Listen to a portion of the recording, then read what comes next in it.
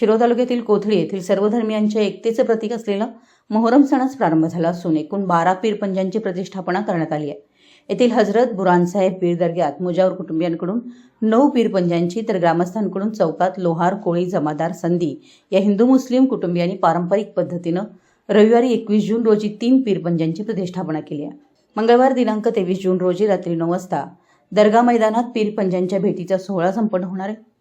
बुधवार दिनांक 24 रोजी बागणी येथील प्रसिद्ध करबल मेल यादे हुसेन करबल मेल यांचे प्रात्यक्षिक सादर होणार आहे। गुरुवार दिनांक 25 रोजी खत्तल रात्र असून या दिवशी भक्तगण मोठ्या संख्येने नारळाचं तोरण व पीरपंजांना कपडे अर्पण करतात, तर दिवसभर भाविक अलावा फुलांनी सजवून विधिवत अलावा पुसतात।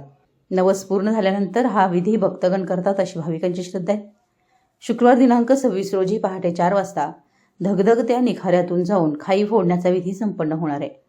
हे सर्व धार्मिक विधी पारंपरिक पाटील घराण्याचे राजगुण पाटील व बाबुराव पाटील यांच्या उपस्थितीत संपन्न होणार आहे। मोहरम काळात हंकारी कुटुंबियाकडे ड्युटीचा मान आहे अशी माहिती मुजावर कुटुंबियांच्या वतीने देण्यात आली। शुक्रवारी सायंकाळी 5 वाजता पीरपंजांच्या विसर्जन मिरवणुकीला प्रारंभ होईल। विसर्जनानंतर रविवारी या मोहरमची सांगता जियारत विधीने होणार आहे।